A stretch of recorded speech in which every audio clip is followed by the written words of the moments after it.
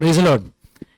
എൻ്റെ കഥയുടെ ഒരു പുതിയ എപ്പിസോഡിലേക്ക് എല്ലാ മാന്യപ്രേക്ഷകരെയും സ്വാഗതം ചെയ്യുകയാണ്.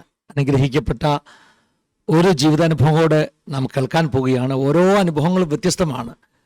കർത്താവ് ഓരോ വ്യക്തികളുടെയും ജീവിതത്തിൽ വളരെ പ്രത്യേകമായിട്ട് വ്യത്യസ്തമായിട്ടാണ് ഇടപെടുന്നത്. അതുകൊണ്ട് തന്നെ എല്ലാ സാക്ഷ്യങ്ങളും വ്യത്യസ്തമാണ്. ഇന്ന് രാത്രി നാം കേൾക്കാൻ പോകുന്ന ജീവിതാനുഭവത്തെ ഓർത്ത് സ്തോത്രം ചെയ്യാം. നമുക്കൊന്നിച്ച് പ്രാർത്ഥിക്കാം.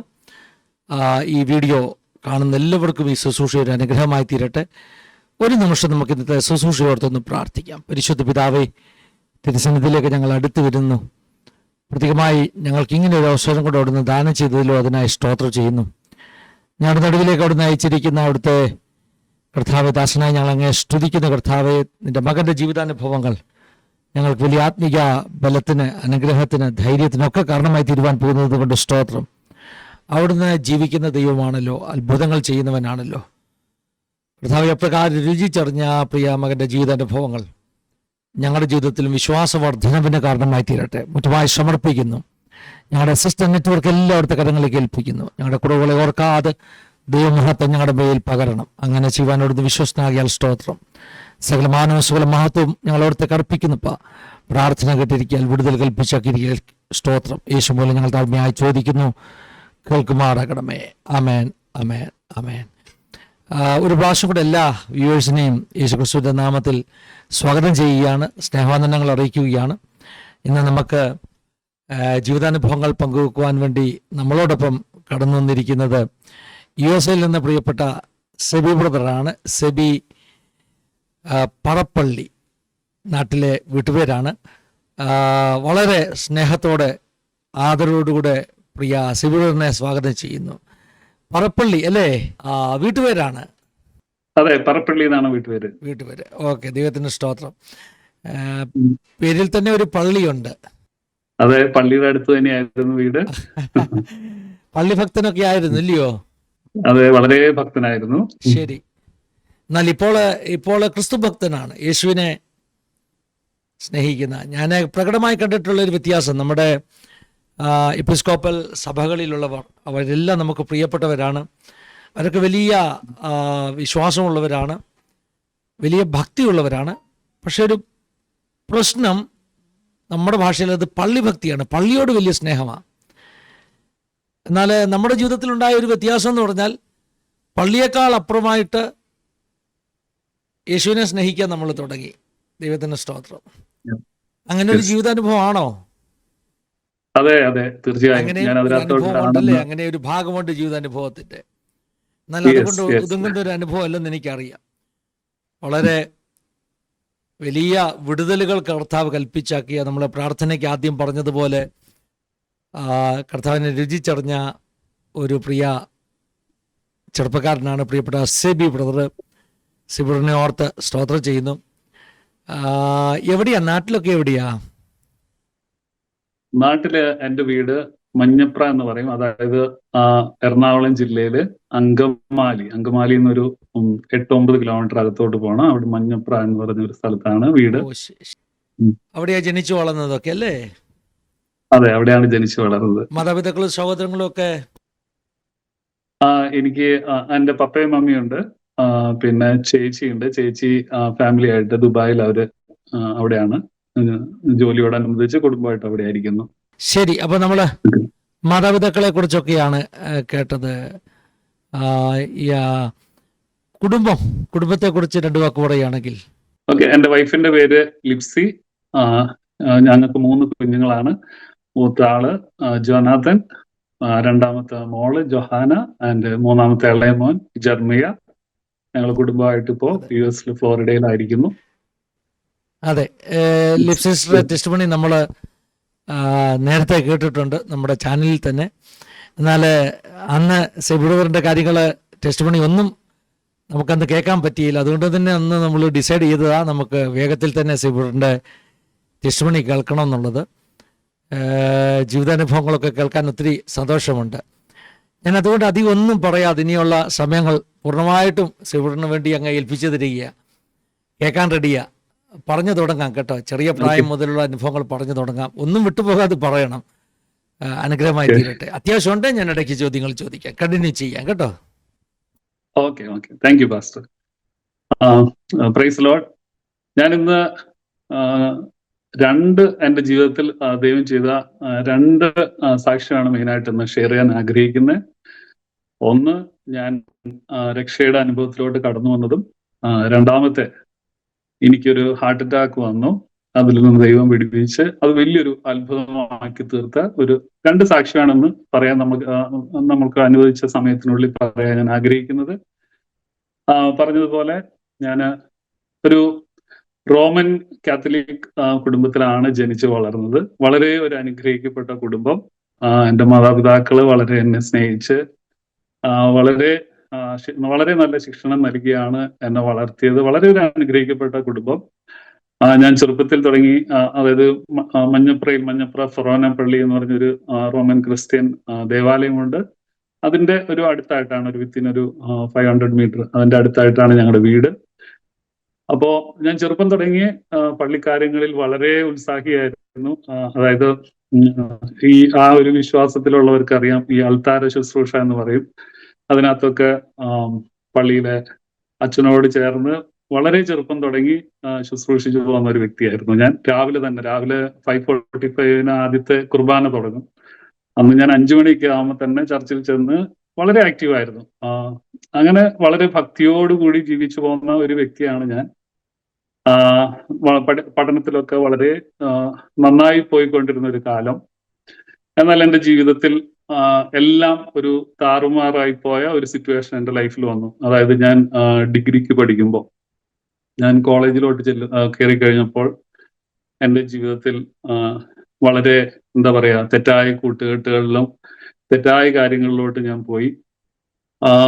അവിടെ നിന്ന് എന്താ പറയാ, വളരെ മോശമായ ഒരു ജീവിത സാഹചര്യത്തിലോട്ട് ഞാൻ തെന്നി മാറി. ഞാൻ വളരെ എന്താ പറയാ, പള്ളിക്കാര്യങ്ങളിൽ വളരെ ഉത്സാഹിയായിരുന്ന ഞാൻ പിന്നെ എൻ്റെ ലൈഫ് എന്താ പറയാ, നമ്മൾ വചനത്തിൽ വായിക്കുന്ന പോലെ ഒരു ധൂർത്തപുത്രന്റെ ഉപമ പോലെ നേരെ പന്നിക്കൂട്ടിലോട്ട് പോയൊരവസ്ഥയായിരുന്നു എൻ്റെ. ഞാൻ മദ്യപിക്കാൻ തുടങ്ങി, പുകവലിക്കാൻ തുടങ്ങി. അതിനൊക്കെ ഒരു അഡിക്റ്റ് ആയ പോലെ ഒരു സിറ്റുവേഷനിലോട്ട് മാറി. അതായത് കോളേജ് ലൈഫിൽ കിട്ടിയ ഒരു ഫ്രീഡം ശരിക്കും നമ്മൾ എന്താ പറയാ, അതിന് ഞാൻ അങ്ങ് മിസ്യൂസ് ചെയ്തെന്ന് പറഞ്ഞു കഴിഞ്ഞാൽ ഒരു കൺട്രോൾ ഇല്ലാത്ത, വീട്ടിൽ വരുമ്പോൾ വേറൊരു വ്യക്തി, എന്നാൽ വീട്ടിന് പുറത്തിറങ്ങി കോളേജിലോട്ട് പോയി കഴിയുമ്പോൾ നേരെ വളരെ മോശമായ ജീവിത രീതികൾ എന്താ പറയാ, അങ്ങനെ പാലിച്ചു പോകുന്ന ഒരു ജീവിത ശൈലിയിലോട്ട് ഞാൻ മാറി. അങ്ങനെ ഇരിക്കുമ്പോഴാണ് ഞാൻ ഡിഗ്രി ഫൈനൽ ഇയർ ആയപ്പോ മിക്കവാറും ക്ലാസ്സിൽ കയറത്തില്ല. ക്ലാസ്സിൽ അന്നത്തെ സിറ്റുവേഷൻ എന്ന് പറഞ്ഞു കഴിഞ്ഞാൽ, നമ്മൾ കാലടി ശ്രീശങ്കര കോളേജിലാണ് ഞാൻ പഠിച്ചത്. അപ്പോൾ വളരെ രാഷ്ട്രീയത്തിലൊക്കെ ഇൻവോൾവ് ആയി മിക്കവാറും ക്ലാസ്സുകളൊക്കെ മിസ്സാകും. ക്ലാസ്സിൽ പോയി ജസ്റ്റ് ഏറ്റവും പുറകിൽ പോയി അറ്റൻഡൻസ് ഇട്ടിട്ട് സാറ് കാണാതെ ഇറങ്ങിപ്പോകും. അങ്ങനെ പഠനത്തിൽ വളരെ ഉഴപ്പി. എന്നാൽ വീട്ടുകാരൊക്കെ എന്നെ വളരെ പ്രതീക്ഷയോടുകൂടിയാണ് വളർത്തുന്നത്. എൻ്റെ അമ്മ ഒരു ടീച്ചറായിരുന്നു, അപ്പച്ചനൊരു ഗവൺമെന്റ് ഉദ്യോഗസ്ഥനായിരുന്നു. അപ്പൊ വളരെ നല്ലൊരു കുടുംബം. അവരെന്നെ വളരെ നല്ല രീതിയിലാണ് വളർത്തിയത്. അടിക്കേണ്ട സമയത്ത് അടിച്ച്. അപ്പൊ ഇപ്പൊ എന്നെ കാണുന്ന ഏതെങ്കിലും കുഞ്ഞുങ്ങളുണ്ടെങ്കിൽ ഞാൻ അവരോട് പറയുന്നത്, നിങ്ങളുടെ പേരൻസ് പറയുന്നത് നിങ്ങൾ അനുസരിക്കണം. പക്ഷെ എൻ്റെ ജീവിതത്തിൽ ഞാൻ ആ ശിക്ഷണത്തിൽ നിന്ന് തെന്നി മാറിയപ്പോ നേരെ ചെന്ന് വീണത് ഒരു ചെളിക്കുണ്ടിലോട്ടാണ്. അങ്ങനെ ഡിഗ്രി ഫൈനൽ ഇയർ ആയി കഴിഞ്ഞപ്പോ ഞാൻ ക്ലാസ് ഒക്കെ മിസ് ചെയ്തുകൊണ്ട് എനിക്ക് എക്സാംസ് ടൈം ആയപ്പോൾ ഒന്നും അറിയത്തില്ല. ഒരു എക്സാമും എനിക്ക് ഒന്നും ഞാൻ പഠിച്ചിട്ടില്ല. എനിക്ക് എങ്ങനെ എക്സാം പാസ്സാവുന്നുള്ള ചിന്ത, ഭയം അകത്ത് കയറി, ഭയങ്കര ഒരു ടെൻഷൻ അകത്ത് കയറിയിട്ട് എനിക്ക് എക്സാം എഴുതാൻ പോകാനുള്ള ഒരു ധൈര്യവുമില്ല. എക്സാം എഴുതാൻ പോകാൻ പറ്റാതെ ഞാൻ വീട്ടിൽ അന്നത്തെ ഇതിനകത്ത് എനിക്ക് ഭയങ്കര വയറ്റ് വേദനയാണ്, കള്ളം പറഞ്ഞ് കിടന്ന് നിലവിളിക്കുന്ന പോലെ ആക്ട് ചെയ്ത്. അപ്പൊ അമ്മ പെട്ടെന്ന് മനസ്സരിഞ്ഞ്, ഇന്ന് മോൻ പോണ്ട എന്നുള്ള രീതിയിൽ നമ്മൾ വളരെ ഒരു അഭിനയിച്ച് അവിടെ നിന്ന് ആദ്യത്തെ എക്സാമിന് പോയില്ല. പിന്നെ പിറ്റേ ദിവസം അത് കഴിഞ്ഞിട്ടുള്ള പല എക്സാമുകളും ഞാൻ സ്കിപ്പ് ചെയ്ത് അങ്ങനെ ഫൈനൽ ഇയർ എക്സാം ഞാൻ തോറ്റുപോയി. അതായത് ഞാൻ BSc ഫിസിക്സ് ആണ് പഠിച്ചത്, ഡിഗ്രിക്ക് പഠിക്കുന്നത് BSc ഫിസിക്സ് ആണ്. പക്ഷെ ഞാൻ ഫൈനൽ ഇയർ എക്സാം എഴുതാതെ ആ വർഷം ഞാൻ ഡ്രോപ്പായി. അങ്ങനെ ആ ഒരു വർഷക്കാലം എൻ്റെ ജീവിതത്തിൽ എന്ന് പറഞ്ഞു കഴിഞ്ഞാൽ വളരെ ഞാൻ തകർന്നൊരവസ്ഥയായിപ്പോയി. വീട്ടിലാണെങ്കിൽ എല്ലാവരും ഫേസ് ചെയ്യാൻ ഭയങ്കര ബുദ്ധിമുട്ട്, എല്ലാവരോടും ഒരുമിച്ച് ഭക്ഷണം കഴിക്കാനിരിക്കാനൊക്കെ ഉള്ള അതായത് എൻ്റെ അപ്പനും അമ്മയും വളരെ സ്നേഹിച്ച് എന്നെ വളർത്തിയിട്ടും അവരുടെ പ്രതീക്ഷകളെല്ലാം തകിടം മറിച്ചുകൊണ്ട് ഞാനിങ്ങനെ വീട്ടിൽ എന്താ പറയാ വിദ്യാഭ്യാസം തകർത്തിയിരുന്നപ്പോൾ ഉള്ള അവരുടെ മാനസികാവസ്ഥയും അവരുടെ വിഷമമൊക്കെ കാണുമ്പോൾ എനിക്കും ഭയങ്കര ബുദ്ധിമുട്ടായിരുന്നു. ഒരുമിച്ച് ഭക്ഷണം പോലും കഴിക്കാൻ പറ്റാത്ത സാഹചര്യം. എങ്കിലും ഞാൻ പുറത്തു പോകുമ്പോൾ രാവിലെ ആകുമ്പോൾ വീട്ടിൽ നിന്ന് ഇറങ്ങും. കാരണം വീട്ടിലുള്ളവരെ ഫേസ് ചെയ്യാൻ എനിക്ക് പറ്റുന്നില്ല. വീട്ടിൽ നിന്ന് ഇറങ്ങിപ്പോവും. പിന്നെ എവിടെയെങ്കിലും സിഗരറ്റ് വലിച്ചിരിക്കും, അല്ലെങ്കിൽ ഫ്രണ്ട്സിന്റെ ഒപ്പം മദ്യപിക്കും. അങ്ങനെ വളരെ എന്താ പറയാ ഒരു തകർന്ന അവസ്ഥ. അടുത്ത വർഷം ഞാനത് എക്സാം എഴുതിയെടുക്കാൻ ശ്രമിച്ചു പോലുമില്ല. അങ്ങനെ 2 ഇയർ എൻ്റെ ലൈഫിൽ നിന്ന് ഞാൻ ആക്ച്വലി 2001 പാസ് ഔട്ട് ആവേണ്ടതാണ്. പക്ഷെ 2 ഇയർ ഞാൻ നഷ്ടപ്പെടുത്തി കളഞ്ഞു. വളരെ എന്താ പറയാ തകർന്ന് പെരുപ്പണമായി തെറ്റായ കൂട്ടുകെട്ടുകളിൽ പോയി. ഞാൻ ഓർക്കുന്നു, ഒരു ദിവസം മദ്യപിച്ച് ഒരു ഞങ്ങളുടെ അവിടെ ഒരു സ്ഥലം ഇരിക്കുന്ന ഒരു സ്ഥലമുണ്ട്. ഒരു കലങ്കിന്റെ അവിടെ കിടക്കുമ്പോൾ ഹോസ്പിറ്റലിൽ നിന്ന് ഓടയിൽ നിന്ന് വരുന്ന വെള്ളം എടുത്താണ് എന്നെ എന്താ പറയാ എന്റെ മുഖത്ത് തളിച്ച് ഒരു എന്താ പറയാ ബോധം വീണ്ടെടുക്കുന്നത്. അപ്പൊ അത്രയും ഒരു ചെളിക്കുണ്ടിൽ കിടന്ന അവസ്ഥയായിരുന്നു എനിക്ക്. ഇതൊന്നും എൻ്റെ മാതാപിതാക്കൾക്ക് അറിയത്തില്ല. പക്ഷെ അങ്ങനെ ഒരു ചെളിക്കുണ്ടിൽ കിടക്കുന്ന ഒരു അവസ്ഥ. എനിവേ എന്തോ എല്ലാവരുടെയും കണ്ണുനീരിന്റെ ഫലമോ വീട്ടുകാരുടെ പ്രാർത്ഥനയോ അവരുടെ വേദനയൊക്കെ സഹിക്കാൻ വയ്യാതെ ഞാൻ എന്തായാലും 2 വർഷം കഴിഞ്ഞപ്പോ ഡിഗ്രി എക്സാമിന് വീണ്ടും അപ്പിയർ ചെയ്തു. അവിടെ പോയി എക്സാം എഴുതാനിരിക്കുമ്പോഴത്തെ നമ്മുടെ അവസ്ഥ എന്ന് പറഞ്ഞാൽ വളരെ ഒന്നും പഠിച്ചിട്ടില്ല. വളരെ ഒന്നും പഠിക്കാതെയാണ് ഞാൻ പോകുന്നത്. എങ്ങനെയെങ്കിലും വീട്ടുകാരുടെ വിഷമം മാറ്റണം എന്നുള്ള രീതിയിലാണ് ഞാൻ എക്സാം എഴുതാൻ പോകുന്നത്.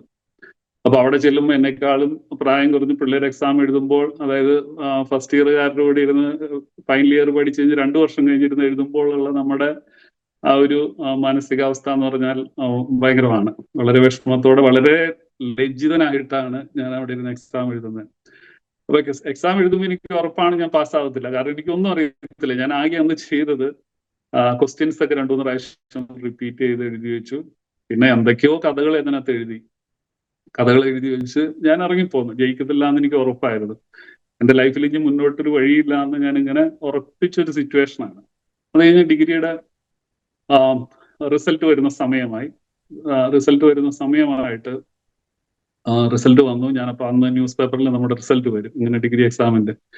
ഞാൻ ആദ്യം നോക്കിയത് 3rd ക്ലാസ്. അതാണ് ജയിക്കത്തില്ല എന്ന് ഉറപ്പാണ്. എന്തായാലും 3rd ക്ലാസ്സിന്റെ കോളത്തിൽ ഞാൻ എൻ്റെ രജിസ്ട്രേഷൻ നമ്പർ നോക്കി. അപ്പൊ അതിനകത്ത് എൻ്റെ നമ്പർ കണ്ടില്ല. അപ്പൊ എനിക്ക് ഉറപ്പിച്ചു ഞാൻ എന്തായാലും തോറ്റു. ഇനിയിപ്പോ അടുത്ത വർഷം വേണമെങ്കിൽ പറ്റുക ട്രൈ ചെയ്യാം എന്നുള്ള ഒരു സിറ്റുവേഷനിലേക്ക് ഞാൻ വന്നു. എനിവേ എൻ്റെ ഫ്രണ്ട്സിന്റെ കുറച്ച് 1-2 പേരുടെ രജിസ്ട്രേഷൻ നമ്പർ എൻ്റെ കയ്യിലുണ്ടായിരുന്നു. ഞാൻ അവരുടെ കൂടി നമ്പർ നോക്കാമെന്നുള്ള രീതിയിൽ ഫസ്റ്റ് ക്ലാസ്, സെക്കൻഡ് ക്ലാസ് അതിനകത്തൊക്കെ നോക്കി വരുമ്പോൾ സെക്കൻഡ് ക്ലാസ്സിൽ അപ്രതീക്ഷിതമായിട്ട് എൻ്റെ രജിസ്ട്രേഷൻ നമ്പർ കിടക്കുന്നു. ഞാൻ സത്യം പറഞ്ഞാൽ ഞെട്ടിപ്പോയി. ഞാൻ അവിടെ നിന്ന് എന്ത് ചെയ്യണമെന്ന് എനിക്കറിയത്തില്ല. ഞാൻ അങ്ങ് ഭയങ്കര സന്തോഷിച്ചു. കാരണം ഞാൻ ഒരിക്കലും ജയിക്കത്തില്ല എന്ന് പ്രതീക്ഷിച്ച സ്ഥാനത്ത് എനിക്ക് സെക്കൻഡ് ക്ലാസ്സിൽ എൻ്റെ BSc ഫിസിക്സ് ഞാൻ പാസ്സാവുകയാണ്. എനിവേ അത് കഴിഞ്ഞു, ഞാൻ പാസ്സായി. വീട്ടുകാർക്കെല്ലാം സന്തോഷമായി. പിന്നെ അടുത്ത സ്റ്റെപ്പ്, ഇനി അടുത്ത ഹയർ എഡ്യൂക്കേഷൻ. ഈ സെക്കൻഡ് ക്ലാസ്സിൽ പാസ്സായതുകൊണ്ട് പ്രത്യേകിച്ച് വേറെ ഒന്നിനും പോകാനുള്ള ഒരു ഓപ്ഷൻ ഇല്ല. എങ്കിൽ തന്നെയും എനിക്കൊരു ആഗ്രഹം ഉണ്ടായിരുന്നത് MCAക്ക് പോകണം എന്നുള്ളതായിരുന്നു. MCAക്ക് പോകണം എന്നുള്ളൊരു ആഗ്രഹത്തിൽ നാട്ടിലെ കോളേജുകളൊക്കെ ട്രൈ ചെയ്യുക. കാരണം പുറത്തോട്ട് പോകാൻ എനിക്കൊരു ആഗ്രഹമില്ല. എൻ്റെ ആ ഫ്രണ്ട് സർക്കിൾ വിട്ട് എനിക്ക് വേറെ എങ്ങും പോകാനുള്ള ഒരു ആഗ്രഹമില്ല. കാരണം അത് വിട്ട് പുറത്ത് പോകാന്നുള്ള എനിക്ക് ഊഹിക്കാൻ പറ്റത്തില്ല. അപ്പൊ ഞാൻ അവിടെ ഞങ്ങളുടെ അവിടെ അങ്കമാലിയിൽ തന്നെ ഒരു കോളേജ് ഉണ്ട്, DPOL കോളേജ് എന്ന് പറഞ്ഞൊരു കോളേജ് ഉണ്ട്. അവിടെ അഡ്മിഷന് വേണ്ടി ട്രൈ ചെയ്തു. അവിടെ അഡ്മിഷന് വേണ്ടി ട്രൈ ചെയ്തപ്പോൾ അവരുടെ ക്രൈറ്റീരിയ പ്രകാരം ആവശ്യമുള്ള മാർക്കിനേക്കാളും 15 മാർക്ക് എനിക്ക് കുറവാണ്. അതായത് 15 മാർക്ക്, അവരുടെ ഒരു കട്ട് ഓഫ് മാർക്കിനേക്കാളും 15 മാർക്ക് എനിക്ക് കുറവാണ്. ഈ 15 മാർക്കിന് വളരെ ഒരു ഇമ്പോർട്ടൻസ് ഉണ്ട്. അത് ഞാൻ പിന്നീട് ഈ സാക്ഷി അവസാനിക്കുമ്പോൾ നിങ്ങൾക്ക് മനസ്സിലാവും.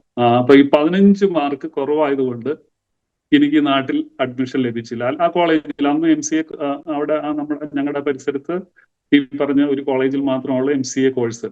പക്ഷെ അവിടെ എനിക്ക് അഡ്മിഷൻ ലഭിച്ചില്ല. ഈ 15 മാർക്ക്, അവരുടെ കട്ട് ഓഫ് ലിമിറ്റിനും താഴെ എനിക്ക് 15 മാർക്ക് കുറവായതുകൊണ്ട് അവിടെ അഡ്മിഷൻ ലഭിച്ചില്ല. പിന്നീട് എന്തായാലും പുറത്തുള്ള കോളേജിൽ ട്രൈ ചെയ്യാന്ന് വെച്ചാൽ അതെനിക്ക് ഒട്ടും ഇഷ്ടമുള്ള കാര്യമല്ലായിരുന്നു. എങ്കിൽ തന്നെയും ഒരു ഏജൻസി വഴിയായിട്ട് എനിക്ക് ബാംഗ്ലൂര് ഒരു കോളേജിൽ അഡ്മിഷൻ കിട്ടി. ബാംഗ്ലൂര് ചന്നസന്ദ്ര എന്ന് പറഞ്ഞ സ്ഥലത്ത്, വൈറ്റ് ഫീൽഡിനടുത്ത് MVJ കോളേജ് എന്ന് പറഞ്ഞ ഒരു കോളേജിൽ എനിക്ക് എന്താ പറയാ കമ്പ്യൂട്ടറിന് MCA കോഴ്സിന് അഡ്മിഷൻ ലഭിച്ചു. ഒരു സൈഡിൽ സന്തോഷമുണ്ടെങ്കിലും മറു സൈഡിൽ എനിക്കറിയാവുന്ന ദൈവത്തെ എല്ലാം ശപിച്ചിട്ടാണ് ഞാൻ പോകുന്നത്. കാരണം എൻ്റെ ആ ഒരു കൂട്ടുകെട്ട് സർക്കിൾ, തരികിട സർക്കിൾ വിട്ടുപോകുവാൻ എനിക്ക് ഒരു വിധത്തിലും കഴിയുന്നതായിരുന്നില്ല. എങ്കിൽ തന്നെയും ഒരു വഴി തുറന്നു, മുന്നോട്ടുള്ള ഒരു വഴി ലഭിച്ചു കഴിഞ്ഞപ്പോൾ ഞാൻ അങ്ങനെ MCA പഠിക്കുവാനായിട്ട് ബാംഗ്ലൂർക്ക് യാത്രയാവുകയാണ്. ബാംഗ്ലൂർ അങ്ങനെ MCAക്ക് ചേർന്നു. MCAക്ക് ചേർന്ന് കഴിഞ്ഞ് പഠനമെല്ലാം ആരംഭിച്ചു. ആദ്യത്തെ വർഷം വലിയ പ്രശ്നങ്ങളൊന്നും ഇല്ലാതെ പോയി. സീനിയേഴ്സിനെയൊക്കെ പേടിച്ചിട്ട് എന്താണെന്ന് അറിയത്തില്ല. എനിവേ നമ്മൾ വലിയ പ്രശ്നങ്ങളൊന്നും ഉണ്ടാക്കാതെ ഫസ്റ്റ് ഇയർ MCA നല്ല രീതിയിൽ കുഴപ്പമില്ലാതെ നമ്മൾ പാസ്സായി. ഞാൻ അങ്ങനെ MCAക്ക് പഠിക്കുമ്പോൾ കോളേജിനടുത്ത് തന്നെയുള്ള ഒരു പ്രൈവറ്റ് ഹോസ്റ്റലിലാണ് ഞാൻ താമസിച്ച് പഠിച്ചത്.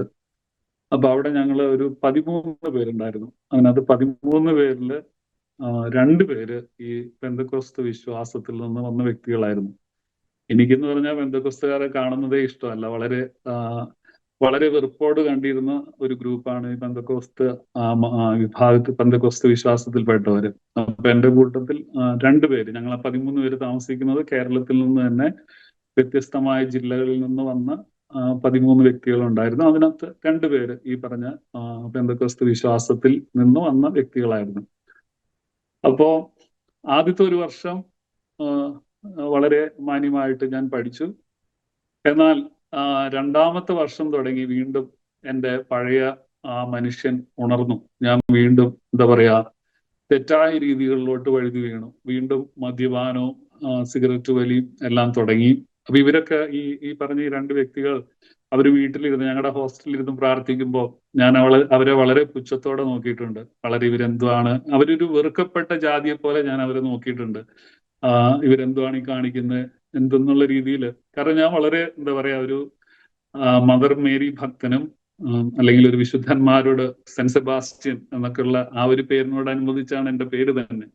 അപ്പൊ അങ്ങനെ വളരെ വിശുദ്ധന്മാരോട് പ്രാർത്ഥിക്കുന്നതിലൊക്കെ വളരെ ഉത്സാഹിച്ചിരുന്ന ഒരു വ്യക്തിയായിരുന്നു കൊണ്ട് തന്നെ അപ്പൊ ഇങ്ങനെയുള്ള ഒരു ഗ്രൂപ്പിനെ കാണുമ്പോൾ എനിക്ക് അത് ഉൾക്കൊള്ളാൻ പറ്റത്തില്ല. അപ്പൊ ഇവരവിടെ ഇരുന്ന് പ്രാർത്ഥിക്കുമ്പോൾ ഞാൻ ഓർക്കുന്നു, പല ദിവസവും പലപ്പോഴും ഇങ്ങനെ അവരെ കളിയാക്കാൻ വേണ്ടി ആ ഹോസ്റ്റലിൽ മദ്യപിച്ചിരുന്ന് ഓരോ കോപ്രായങ്ങൾ കാണിക്കുന്നത് ഞാൻ ഇപ്പോൾ ഓർക്കുന്നു. എനിവേ ഫസ്റ്റ് ഇയർ അങ്ങനെ കടന്നുപോയി. സെക്കൻഡ് ഇയർ ആയപ്പോ വീണ്ടും ഞാൻ ഈ പറഞ്ഞ പോലെ എൻ്റെ പഴയ സ്വഭാവത്തിലോട്ട് മടങ്ങിപ്പോയി. ഈ പറഞ്ഞ മദ്യപാനവും സിഗരറ്റ് വലിയും അങ്ങനെ വേണ്ടാത്ത കാര്യങ്ങളിലൊക്കെ ഇടപെട്ട് വീണ്ടും പഠനത്തിൽ ഞാൻ ഉഴപ്പാൻ തുടങ്ങി. സെക്കൻഡ് ഇയർ അവസാനമായപ്പോഴത്തേക്കും എനിക്ക് 14 സബ്ജക്റ്റ് ബാക്കായി. 14 സബ്ജക്റ്റ് എനിക്ക് എഴുതിയെടുക്കണം. അത്രയും സബ്ജക്റ്റ് ക്ലിയർ ചെയ്താൽ മാത്രമാണ് എനിക്ക് അടുത്ത വർഷത്തോട്ട് പോകാൻ പറ്റത്തുള്ളൂ. തേർഡ് ഇയറിലോട്ട് കണ്ടിന്യൂ ചെയ്യാൻ പറ്റത്തുള്ളൂ. അല്ലെങ്കിൽ ഞാൻ ഇയർ ഡ്രോപ്പ് ആയി പോകും. അങ്ങനെ 14 സബ്ജക്റ്റ് എൻ്റെ മുമ്പിൽ, ഒരു സൺഡേ മാത്രം ഗ്യാപ്പ്, ബാക്കിയെല്ലാം ഒരുമിച്ച് രാവിലെയും വൈകിട്ടുമായിട്ട് 14 സബ്ജക്റ്റ് എഴുതിയെടുക്കേണ്ട ഒരു സിറ്റുവേഷനിൽ ഞാൻ എത്തി നിൽക്കുകയാണ്. അപ്പൊ ഞാൻ തീർച്ചയായും ചിന്തിച്ചത് ഇനി ഇതിനകത്ത് ഈ MCA കംപ്ലീറ്റ് ചെയ്യാൻ പറ്റിയില്ലെങ്കിൽ പിന്നെ ഞാൻ നാട്ടിലോട്ട് മടങ്ങിപ്പോയിട്ട് കാര്യമില്ല. കാരണം ഞാൻ ഓൾറെഡി എൻ്റെ BSc ഡിഗ്രി വളരെ ഉഴപ്പി തകർത്ത് 3 വർഷം കൊണ്ട് പാസ്സാവേണ്ട കോഴ്സ് 5 വർഷം എടുത്താണ് ഞാൻ പാസ്സാകുന്നത്. 5 വർഷം എടുത്ത് പാസ്സായിട്ട് വീട്ടുകാരുടെ കണ്ണുനീരും അവരുടെ വേദനയെല്ലാം കണ്ട് എന്നിട്ടാണ് ഞാൻ MCAക്ക് വരുന്നത്. ആ ഒരു കോഴ്സും എൻ്റെ മുമ്പിൽ ഇപ്പോൾ ഏകദേശം തീരാൻ പോവുക. എനിക്കിനി മുന്നോട്ട് പോകാൻ ഒരു ഓപ്ഷൻ ഇല്ലാത്ത രീതിയിൽ ഞാൻ വന്നു നിൽക്കുക. കാരണം 14 സബ്ജക്റ്റ് ഒന്നും എനിക്ക് അറിയത്തില്ല. കാരണം ഞാൻ ആ സെക്കൻഡ് ഇയർ ഒന്നും പഠിച്ചില്ല. വളരെ ഉഴപ്പി, വളരെ ലാഘവത്തോടെ സിനിമ കണ്ട് മദ്യപിച്ച് ഇങ്ങനെ എൻ്റെ സമയം വളരെ, അതായത് കോളേജ് വിട്ട് കഴിഞ്ഞാൽ നേരെ ഹോസ്റ്റലിൽ ഞങ്ങൾക്ക് ഒരു റൂമുണ്ട്, അവിടെ മൂവിയും കണ്ട് എൻ്റെ ലൈഫ് മൊത്തം, അതായത് ഒട്ടും പഠിക്കാതെ തകർത്ത് കളഞ്ഞ് അങ്ങനെ എക്സാമിലൊക്കെ ഫെയിലായി 14 സബ്ജക്റ്റ് എഴുതിയെടുക്കേണ്ട ഒരു സിറ്റുവേഷനിൽ ഞാൻ വന്നു നിൽക്കുകയാണ്. അങ്ങനെ വന്നു നിൽക്കുമ്പോൾ ഞാൻ ചിന്തിച്ചത് ഇനി ഇതിനകത്ത് പാസ്സായില്ലെങ്കിൽ ആത്മഹത്യ അല്ലാതെ വേറൊരു മാർഗ്ഗമില്ല. കാരണം ഇനി വീട്ടിൽ പോയിട്ട് കാര്യമില്ല, ഇത് കഴിഞ്ഞിട്ട്. കാരണം അവർ തന്നെ കണ്ണുനീരോടുകൂടിയാണ് അയച്ചത്, ഇതെങ്കിലും രക്ഷപ്പെടും എന്നുള്ള ഒരു ഉദ്ദേശത്തിൽ. കാരണം അമ്മ ഒരു ടീച്ചറായിരുന്നു, അപ്പൊ കൂടെ വർക്ക് ചെയ്തവരുടെ മക്കളെല്ലാം നല്ല നിലയിലായി. അപ്പൊ അതൊക്കെ കാണുമ്പോൾ സ്വാഭാവികമായിട്ടും ഏതൊരു പേരൻസിനും വളരെ വിഷമം തോന്നും. അപ്പൊ ഇതൊക്കെ ചിന്തിച്ച് എന്റെ മനസ്സിൽ ഭയങ്കര ഭയവും നിരാശയും വിഷമവും എന്നോട് തന്നെ വെറുപ്പും അങ്ങനെ വളരെ ഒരു സാഹചര്യത്തിലെത്തി. ഞാൻ ഇനി ഇത് പാസ്സായി അല്ലെങ്കിൽ സൂയിസൈഡ് ചെയ്യാന്നുള്ളൊരു കണ്ടീഷനിലെത്തി. അങ്ങനെ ഇരിക്കുമ്പോഴാണ് ഈ പ്രാർത്ഥിക്കുന്ന ഒരുവരും അവരുടെ വഴിയായിട്ട് എനിക്ക് ബാംഗ്ലൂർ ബദേലേജ് ചർച്ചിലുള്ള പാസ്റ്റർ എബ്രഹാം വർഗീസ്, അദ്ദേഹത്തിന്റെ നമ്പർ ലഭിക്കുന്നത്. ഞങ്ങൾ സുനിൽ പാസ്റ്റർ എന്ന് വിളിക്കുന്ന, അല്ലെങ്കിൽ പാസ്റ്റർ എബ്രഹാം വർഗീസ്, അദ്ദേഹത്തിന്റെ നമ്പർ തരുന്നത്. ഒന്ന് വിളിച്ച് ചുമ്മാ പ്രാർത്ഥിക്കാൻ പറഞ്ഞു. അപ്പൊ എന്റെ സിറ്റുവേഷൻ എന്ന് പറഞ്ഞാൽ, ഞാൻ ഈ ആദ്യമേ പറഞ്ഞതുപോലെ ഈ വിഭാഗത്തിൽപ്പെട്ടവരെ വളരെ വെറുക്കുന്ന ഒരു വ്യക്തിയാണ് ഞാൻ.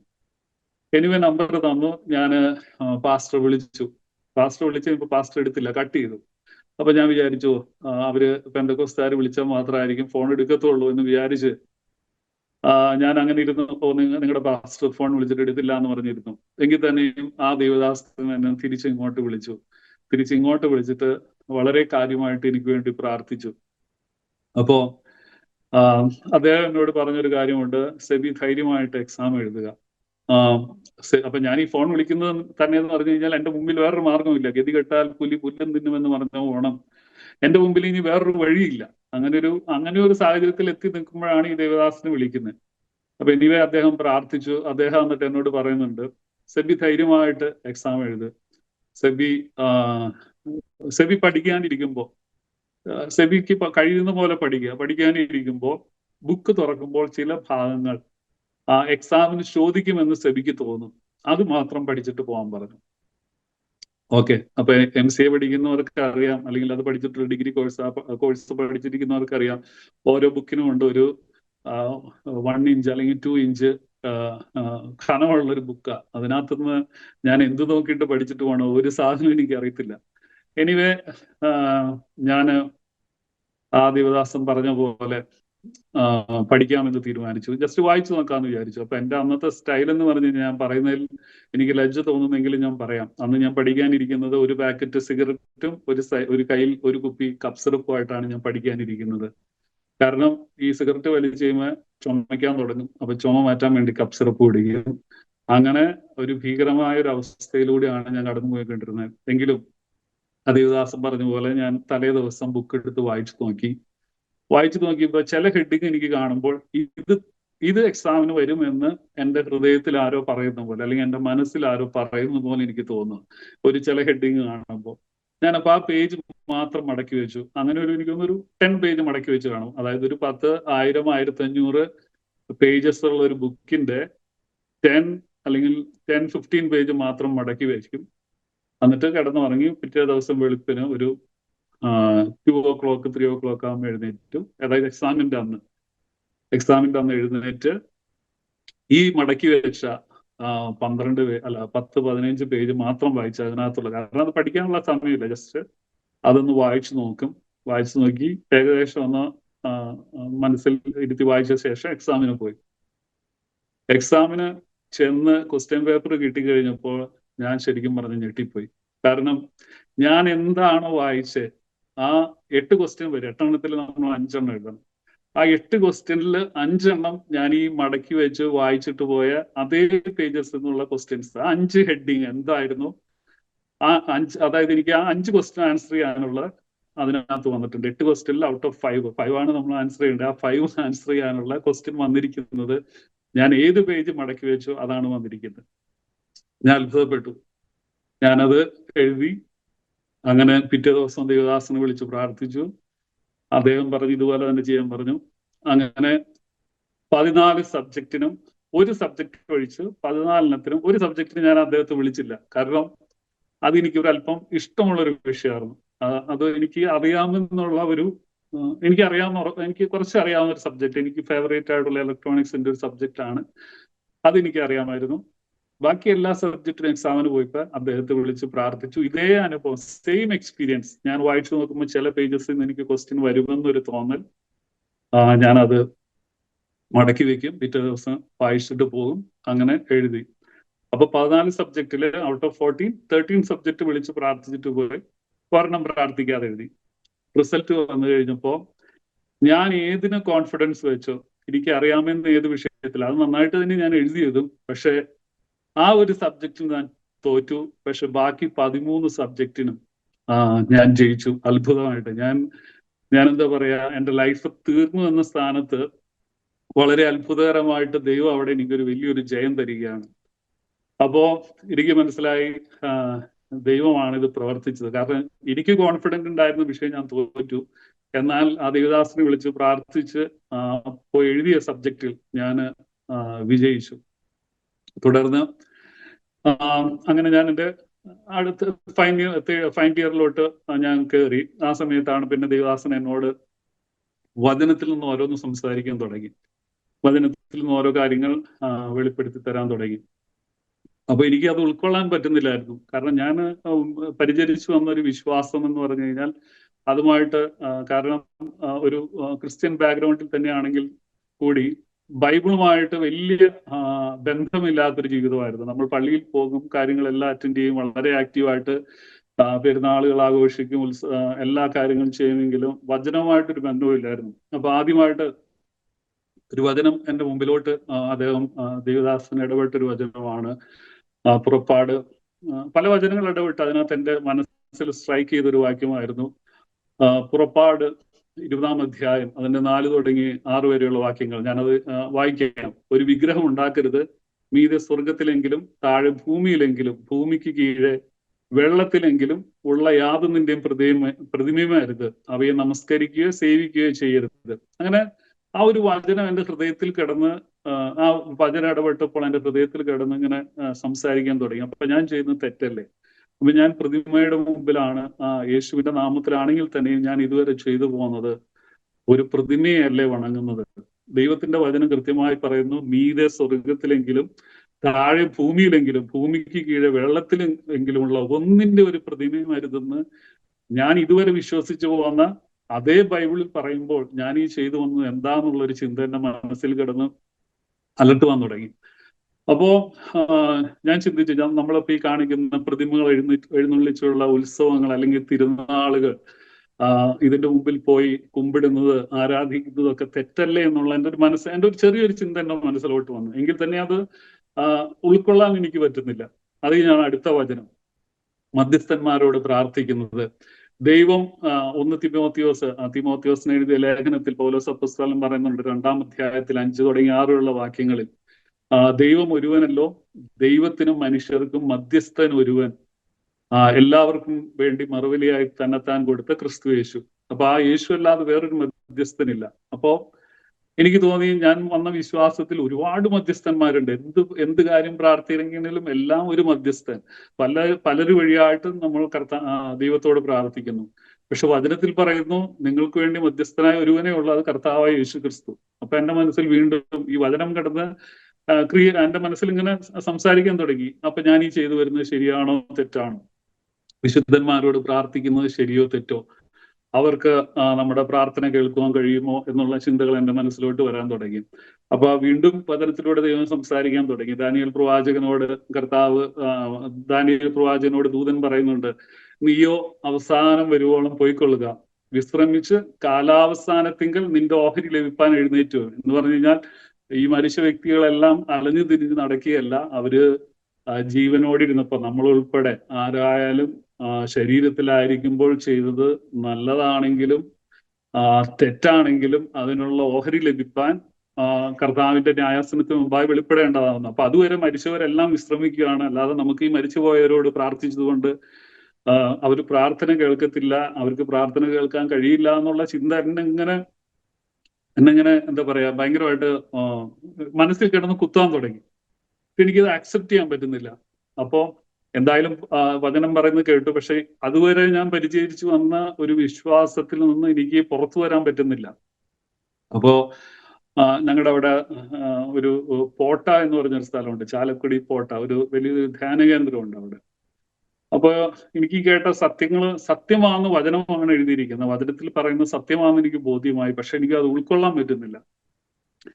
എനിവേ ഞാൻ അവിടെ കോട്ട എന്നുള്ളൊരു സ്ഥലത്ത് പോയി, ഒരു ധ്യാന കേന്ദ്രത്തിൽ പോയി അവിടെ ഒരു ധ്യാനിപ്പിക്കുന്ന ഒരു ധ്യാന ഗുരുവിനെ കണ്ടു. ഞാൻ എന്നിട്ട് പോയി ചോദിച്ചു, എനിക്ക് ഈ വചനത്തിൽ നിന്ന് ഇന്ന കാര്യങ്ങൾ എന്റെ മനസ്സിൽ ഇങ്ങനെ വരുന്നു, ഇതിലെന്താണ് സത്യം എന്ന് എനിക്ക് അറിയണമെന്നുണ്ടെന്ന് പറഞ്ഞു. അപ്പൊ അദ്ദേഹം എന്നോട് എടുത്ത് ആദ്യത്തെ ക്വസ്റ്റ്യൻ ഇതായിരുന്നു, നീ ഏതെങ്കിലും പെന്തക്കോസ്തുകാരെ കണ്ടോ എന്ന് ചോദിച്ചു. ഞാൻ പറഞ്ഞു, അതല്ല നമ്മുടെ വിഷയം, എനിക്ക് ഇത് തെറ്റോ ശരിയോ എന്ന് അറിയണം. എനിക്ക് ഒറ്റ വിഷയം, എനിക്ക് ആകെ അറിയേണ്ടത് നമ്മൾ ഈ പ്രതിമ വെച്ച് ആരാധിക്കുന്നു, അത് തെറ്റോ ശരിയോ, വിശുദ്ധന്മാരോട് പ്രാർത്ഥിക്കുന്നു, ഇത് തെറ്റോ ശരിയോ. എനിക്കത് തെറ്റാന്ന് എന്റെ മനസ്സിൽ ബോധ്യപ്പെടുന്നു, പക്ഷെ എനിക്കത് ഉൾക്കൊള്ളാൻ പറ്റുന്നില്ല, എന്നെ സഹായിക്കണമെന്ന് ഞാൻ അദ്ദേഹത്തോട് പറഞ്ഞു.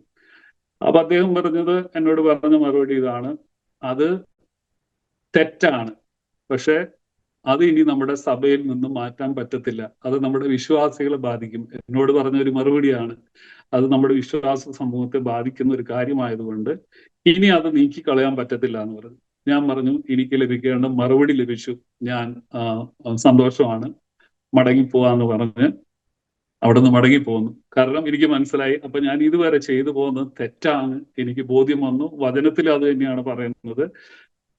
അതേ വിശ്വാസത്തിലുള്ള ഒരു വ്യക്തിയുടെ വായിൽ നിന്ന് എനിക്കത് കേൾക്കുവാൻ ഇടയായി. അങ്ങനെ ഞാനൊക്കെ ഓക്കെ, വചനം സത്യമാണെന്ന് അംഗീകരിച്ചു. അപ്പൊ വചനം സത്യമാണെന്ന് അംഗീകരിച്ചു കഴിഞ്ഞാൽ അടുത്ത സ്റ്റെപ്പ് സ്നാനപ്പെടണം, അല്ലെങ്കിൽ മാനസാന്തരപ്പെട്ട് നമ്മുടെ പാവങ്ങൾ ഏറ്റു പറഞ്ഞ് സ്നാനപ്പെടണം. അപ്പൊ ദേവദാസൻ എന്നോട് പറഞ്ഞപ്പോ എന്റെ ചിന്ത ഈ സ്നാനപ്പെടുന്നത് പെന്തക്കോസ്തുകാരോട് ചേരാനാണ്, പെന്തക്കോസ്തു മതവിശ്വാസത്തോട് ചേരാനാന്നുള്ളതാണ് എന്റെ ചിന്ത. അപ്പൊ ഞാൻ പറഞ്ഞു, അതെനിക്ക് പറ്റത്തില്ല. അപ്പൊ എനിക്ക് മനസ്സിലാക്കി തന്നു, സ്നാനം എന്ന് പറയുന്നത് പെന്തക്കോസ്തുകാരോട് ചേരുവാനല്ല, ക്രിസ്തുവിനോട് ചേരുവാനാണ്. അത് സ്നാനപ്പെട്ടതുകൊണ്ട് ഒരിക്കലും നമ്മൾ പെന്തക്കോസ്ത് വിശ്വാസിയാവുന്നില്ല, നമ്മൾ ക്രിസ്തുവിനോട് ചേരുകയാണ് ചെയ്യുന്നത്. അങ്ങനെ വചനത്തിലൂടെ സ്നാനം എന്താണെന്ന് എനിക്ക് മനസ്സിലാക്കി തന്നു.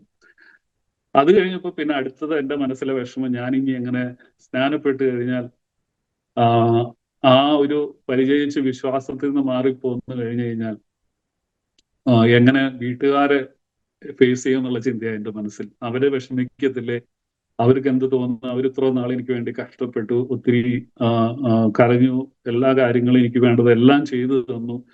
അപ്പൊ അവരുടെ വിശ്വാസത്തിൽ നിന്ന് മാറിക്കഴിയുമ്പോൾ അവർക്ക് വേദനയാവത്തില്ല. പിന്നെ എന്റെ മനസ്സിൽ ചിന്ത, ഞാനൊരിക്കൽ സ്നാനപ്പെട്ടതല്ലേ എന്നുള്ളൊരു ചിന്ത, അതായത് ഞാൻ ശിശുവായിരുന്നപ്പോൾ എന്റെ തലയിൽ വെള്ളം ഒഴിച്ച് സ്നാനപ്പെടുത്തിയതല്ലേ എന്നുള്ളൊരു ചിന്ത എന്റെ മനസ്സിൽ വന്നു. അപ്പൊ അവിടെയും വചനത്തിൽ എഴുതിയിരിക്കുന്നു, ഒരുവൻ വിശ്വസിക്കുകയും സ്നാനമേൽക്കുകയും ചെയ്യണമെന്നുള്ളതാണ്. അപ്പൊ ഞാൻ വിശ്വസിച്ചിട്ടല്ല അന്ന് സ്നാനപ്പെട്ടത്, ആരുടെ ഒരു വിശ്വാസത്തിന്റെ പേരിൽ എന്റെ തലയിൽ വെള്ളം ഒഴിച്ച് സ്നാനപ്പെട്ടു. അപ്പൊ അത് തെറ്റാന്ന് എനിക്ക് മനസ്സിലായി.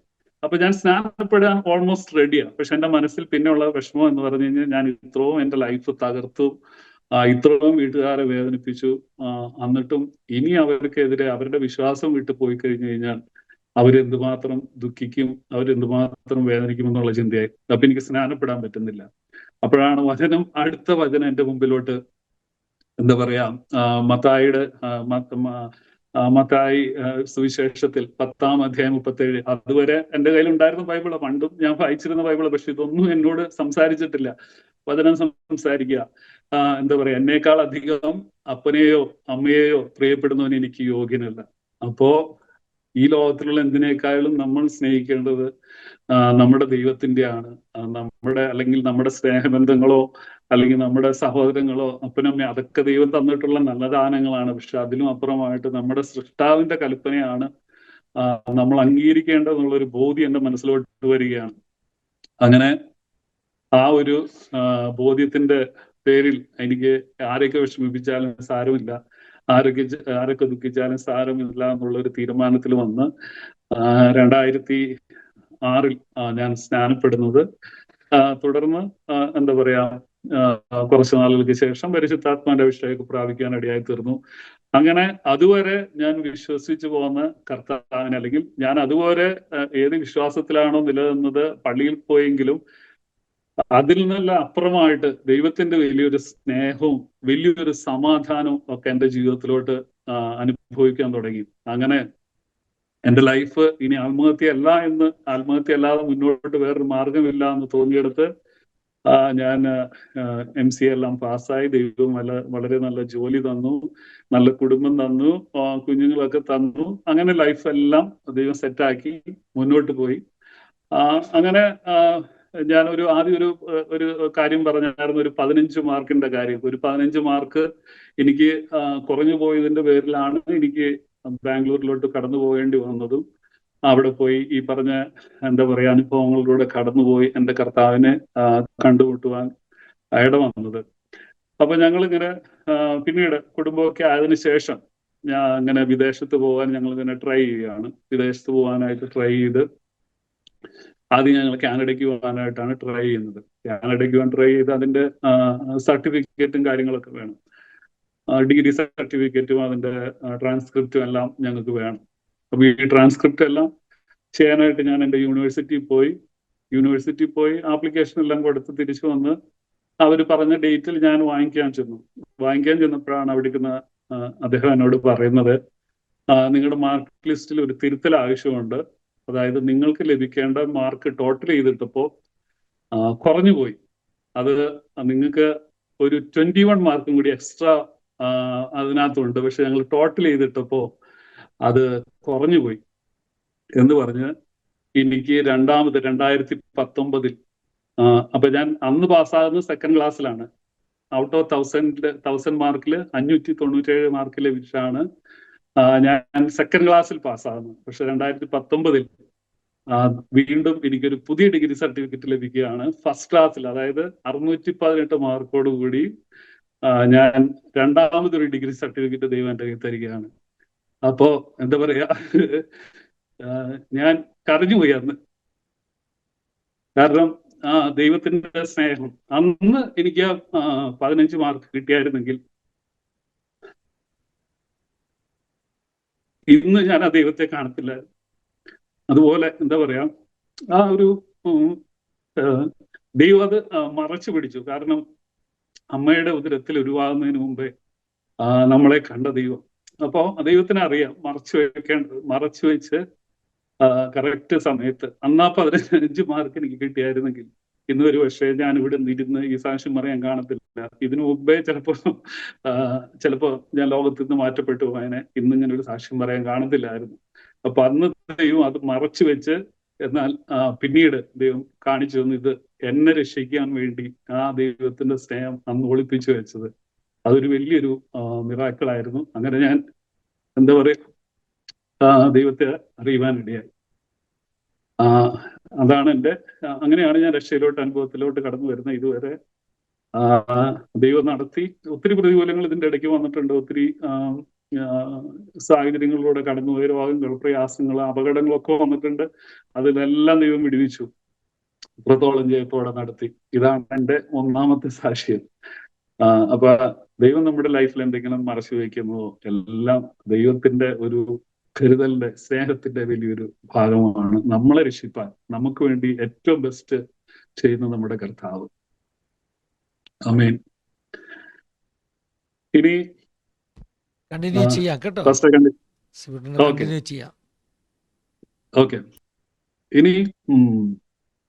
ഓക്കെ. ഇനി എന്റെ രണ്ടാമത്തെ സാക്ഷ്യം എന്ന് പറഞ്ഞു കഴിഞ്ഞാൽ, ദൈവം എന്നെ ഒരു ഹാർട്ട് അറ്റാക്കിൽ നിന്ന്, എനിക്കൊരു ഹാർട്ട് അറ്റാക്ക് വന്നു, അതിൽ നിന്ന് എന്നെ വിടുവിച്ച ഒരു സാക്ഷ്യമാണ്. അപ്പൊ ഞാൻ അങ്ങനെ രക്ഷയുടെ അനുഭവത്തിലോട്ട് കടന്നു വന്നു. തുടർന്ന് ബാംഗ്ലൂർ ബഥേൽ AG ചർച്ചിന്റെ ഭാഗമായിട്ട് ജോയിൻ ചെയ്ത് അങ്ങനെ വളരെ ആക്റ്റീവായിട്ട് അവിടുത്തെ കാര്യങ്ങളിലെല്ലാം ആക്റ്റീവായിട്ട് കടന്നു പോകുന്ന സമയത്ത്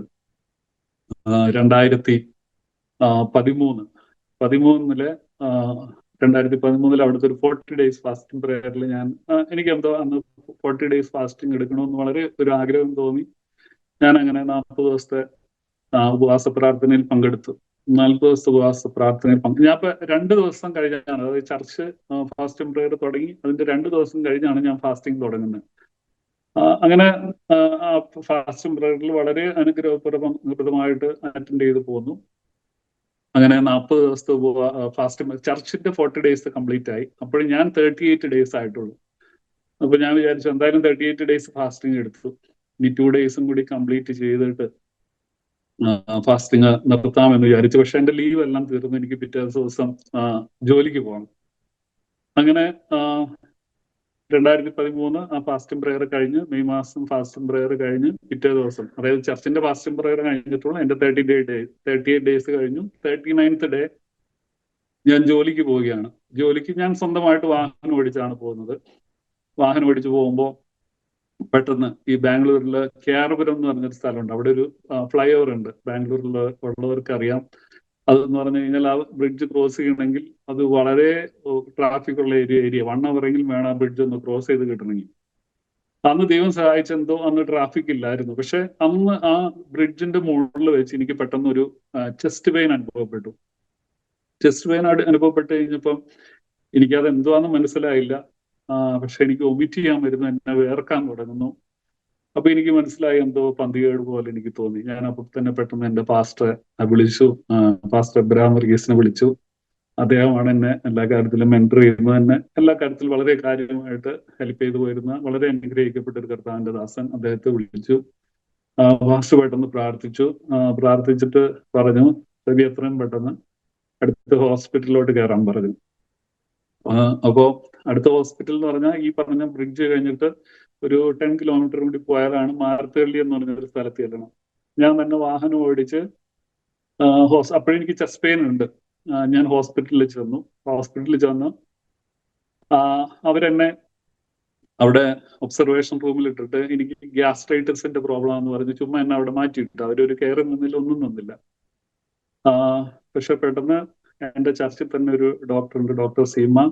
അവര് നല്ല അവിടെ അന്നത്തെ ഇപ്പൊ അറിയപ്പെടുന്ന മണിപ്പാൽ, അല്ലെങ്കിൽ അന്നൊരു കൊളംബേഷ്യ എന്ന് പറഞ്ഞൊരു ഹോസ്പിറ്റൽ ഉണ്ടായിരുന്നു.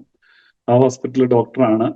ഞങ്ങളുടെ ചർച്ചിലൊരു മെമ്പറാ. ആ ഡോക്ടർ പെട്ടെന്ന് ഒരു ആംബുലൻസും ഫുൾ കാർഡിയോ സെറ്റപ്പുമായിട്ട് ഒരു ആംബുലൻസ് വേഗം ആ ഹോസ്പിറ്റലിലോട്ട് അയച്ചു. അപ്പോഴത്തേക്കും ഈവനിങ് ആയി.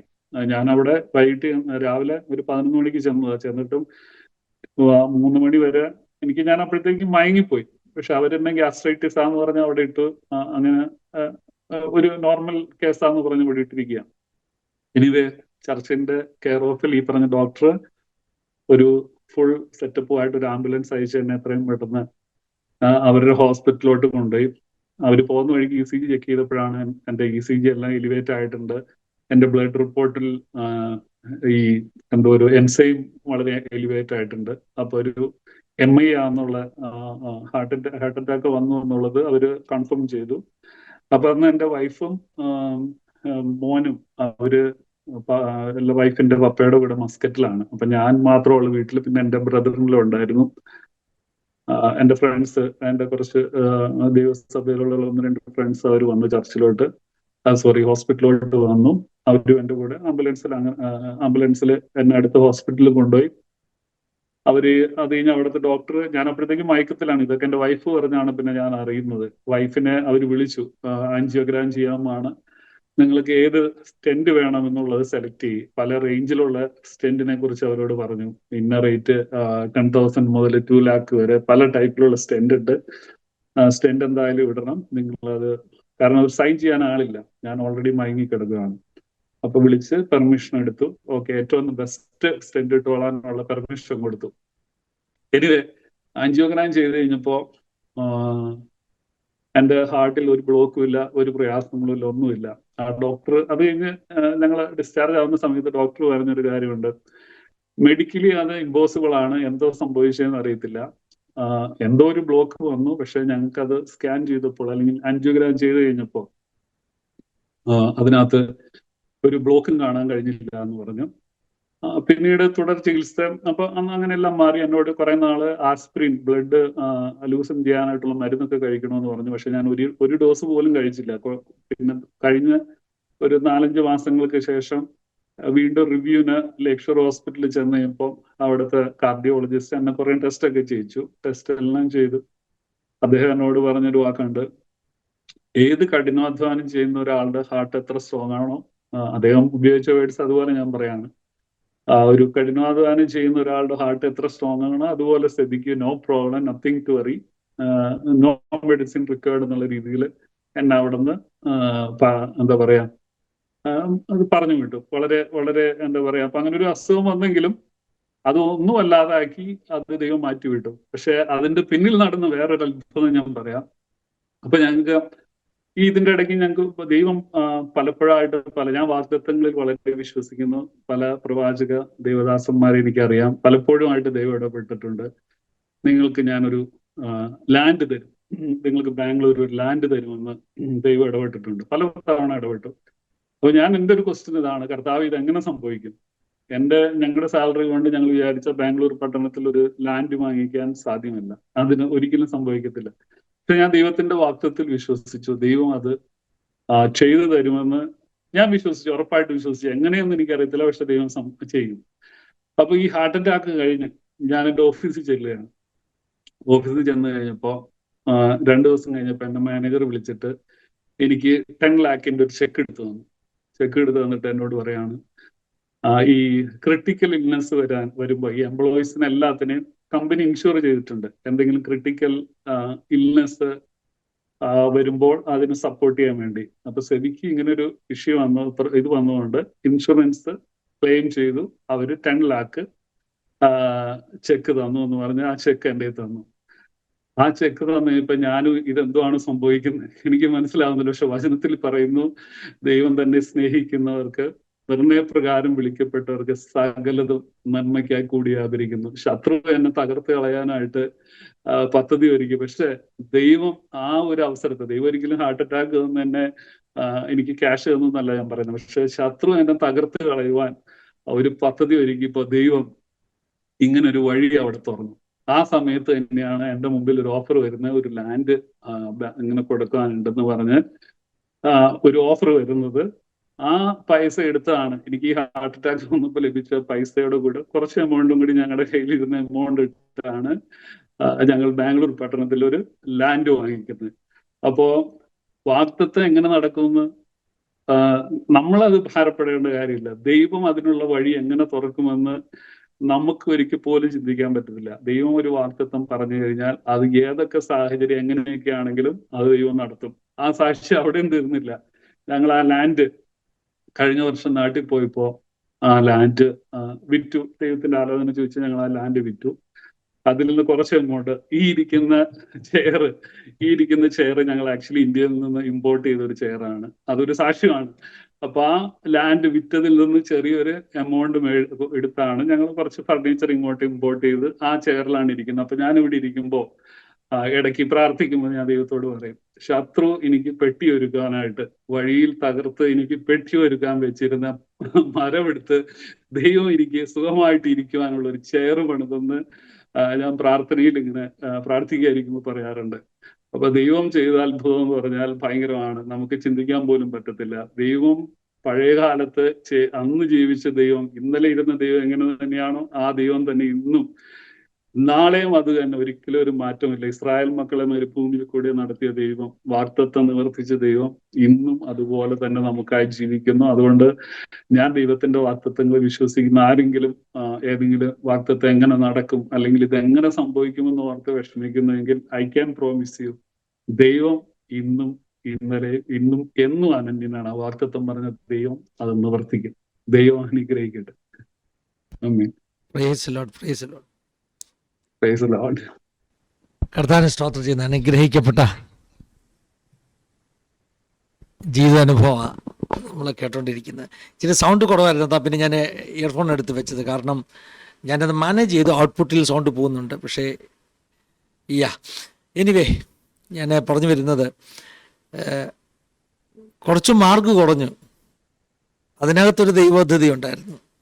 എന്നാൽ അത് നഷ്ടപ്പെടാൻ ദൈവം സമ്മതിച്ചില്ല, അത് തിരിച്ചു തന്നു. അതാണ് ദൈവത്തിൻ്റെ പ്രവൃത്തി. ഈ വചനം പറയുന്നില്ലേ, നമ്മുടെ തലയിലെ മുടി പോലും എണ്ണി അറിയുന്നെന്ന്. അവയിൽ ഒന്നുപോലും അവിടുത്തെ അറിവില്ലാതല്ല, അതിൻ്റെ ഒരു ട്രാൻസ്ലേഷൻ അവിടുത്തെ പെർമിഷൻ ഇല്ലാതെ താഴെ വീഴത്തില്ലെന്ന്.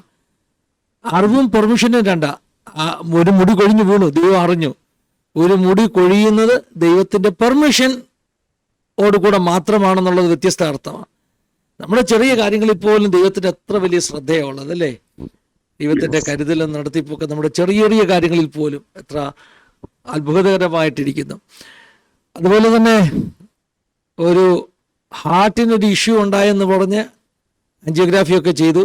പക്ഷേ അവിടുന്ന് കിട്ടുന്ന ഒരു തുക, അതും പ്രതീക്ഷിക്കാതെ കിട്ടുന്ന തുകയാണ് ഒരു വാഗ്ദത്ത നിവൃത്തിക്ക് കാരണമായി തീർന്നു. അത് ചിലപ്പോഴൊക്കെ അങ്ങനെയാണ്, നമ്മൾ പ്രതീക്ഷിക്കാത്ത രീതിയിലായിരിക്കും ദൈവം നമുക്ക് വേണ്ടി വഴി തുറക്കുന്നത്. അങ്ങനെ എത്രയോ പേരുടെ സാക്ഷ്യം ഞാൻ കേട്ടിട്ടുണ്ട്. ഒരു എനിക്ക് വളരെ അടുത്ത ഒരു പ്രിയപ്പെട്ട അച്ഛൻ എന്നോട് പറഞ്ഞിട്ടുള്ളതാ.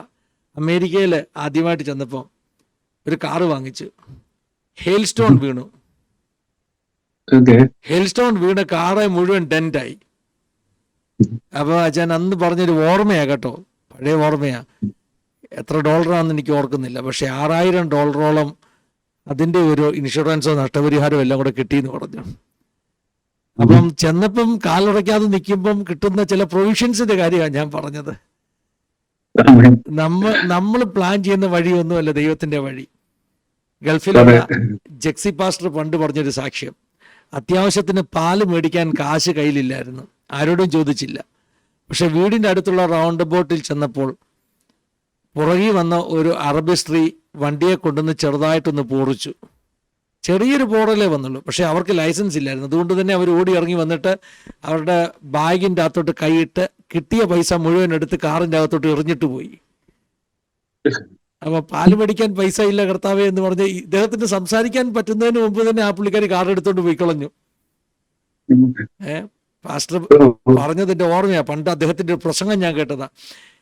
80 ദിർഹംസാണ് ആ സ്ക്രാച്ച് നന്നാക്കാൻ ചെലവായത്, പക്ഷെ ഇട്ടത് അതിൻ്റെയൊക്കെ 10 ഇരട്ടി ഉണ്ടായിരുന്നു. പാല് മേടിക്കാനുള്ളതിൽ കൂടുതലുണ്ടായിരുന്നു. അപ്പം നമുക്കറിയത്തില്ല ഏത് മരമാ കർത്താവ് നമ്മുടെ ആവശ്യങ്ങൾക്ക് വേണ്ടി കുലുക്കാൻ പോകുന്നെന്ന്.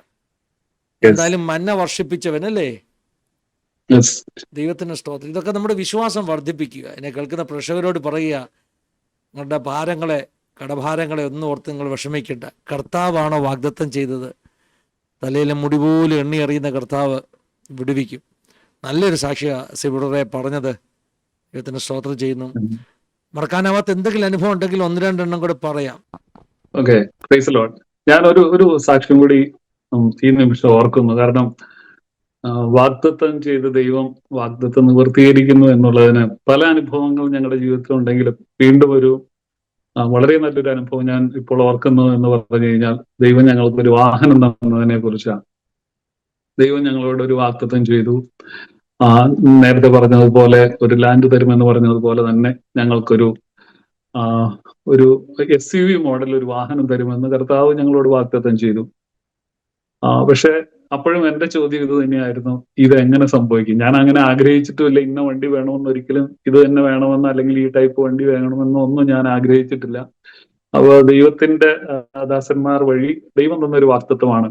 അപ്പൊ ഇത് എങ്ങനെ നടക്കുമെന്നുള്ള ചിന്ത എന്റെ മനസ്സിലുണ്ട്. പക്ഷെ ഞാൻ ഒന്ന് വിശ്വസിച്ച്, ദൈവമാണ് വാഗ്ദത്തം ചെയ്തത്, അത് ദൈവം നിവർത്തിപ്പാൻ ശക്തനാണ്. അപ്പോ അതെങ്ങനെ നിവർത്തിച്ചതെന്ന് പറഞ്ഞു കഴിഞ്ഞാൽ, ഞാനൊരു ജോലി ചെയ്തിരുന്നത് ഒരു പ്രൈവറ്റ് ഓർഗനൈസേഷനിലാണ്, ഒരു പ്രൈവറ്റ് കമ്പനിയാണ്. അപ്പൊ ഞങ്ങൾക്ക് എല്ലാ വർഷവും ഈ പെർഫോമൻസ് റിവ്യൂ ഉണ്ട്. അപ്പൊ റിവ്യൂ കഴിയുമ്പോൾ ഞങ്ങൾക്ക് ഈ കമ്പനിയുടെ ഷെയർസ് തരും. കുറച്ച് ഷെയർസ് നമുക്ക് അലോക്കേറ്റ് ചെയ്ത് തരും. പക്ഷെ അതുകൊണ്ട് ഒരു യൂസും ഇല്ല, കാരണം കമ്പനി പ്രൈവറ്റ് ആണ്. അത് പബ്ലിക് ആയാൽ മാത്രമാണ് നമുക്ക് ആ ഷെയർസിന് വാല്യൂ ഉള്ളൂ, അത് നമുക്ക് വിൽക്കാൻ പറ്റത്തുള്ളൂ. അങ്ങനെ നല്ല കാര്യമുള്ളൂ. പക്ഷെ എല്ലാ വർഷവും ഈ പറഞ്ഞു പോകണം.